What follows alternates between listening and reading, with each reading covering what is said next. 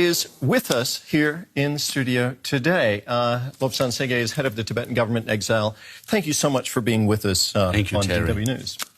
So you live in Dharamsala in India, which has hosted the Tibetan government in exile now for decades. How difficult is it for you to represent your country's quest for liberty, having never lived in Tibet yourself?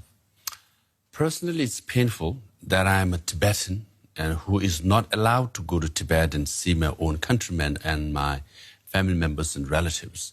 But at the same time, it gives great pride to represent the Tibetans in Tibet, because as per Freedom House, the index says that Tibet is the second least free region after Syria. Now, everybody knows about Syria, talks about Syria, but not much about Tibet.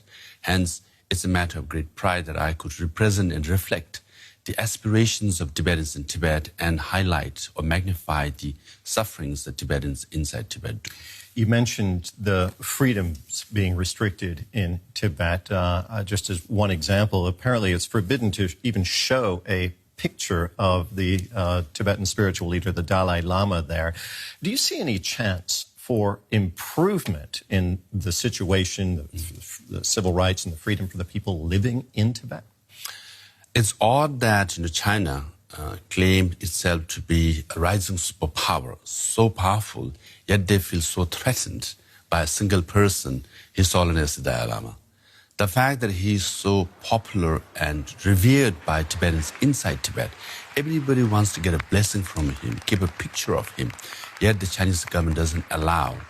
Hence, the Chinese government should see His Holiness the Dalai Lama as a solution to the Tibet issue and not a problem. That is the crux of the issue.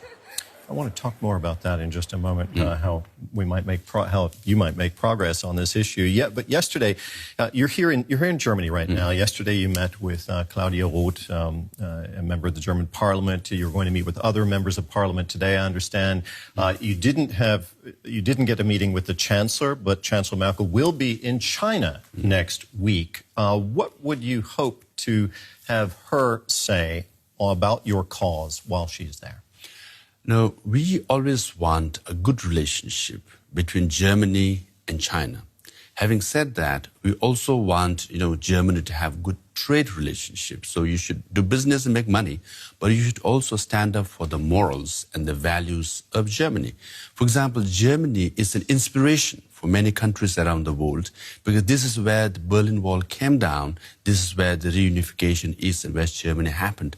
That spirit of Berlin Wall should be taken to Beijing by Chancellor Angela Merkel and conveyed to the President of China and other leaders and say the unification is good, the bringing down the wall is good. So we hope Angela Merkel will, help us bring down the wall in Tibet of repression and restore freedom for Tibetan people.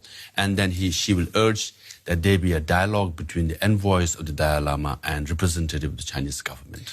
There have been discussions between the Tibetan government in exile and Chinese officials in the past. Apparently, those discussions are suspended at the moment. Nothing is really happening. Do you see any chance of those discussions being revived? And what do you think should happen in order to push the cause of reconciliation? One should always remain hopeful that you're right. Before, envoys of the Dalai Lama and Chinese government's representative met for 9 times, but it ended in January 2010. It's high time that Xi Jinping, in his second term, revive that, and through dialogue, Tibet issue be resolved peacefully. And for that, I think a little bit of wisdom and courage on the part of Chinese leadership is very important. From our side, we always say we are willing to enter into dialogue anytime, anywhere, and envoys of the Dalai Lama are ready. And there will be dialogue and the solution will be found. Lobsang Senge, head of the Tibetan government in exile, thank you so much for being with us this morning on DW News. Thank you very much, Terry.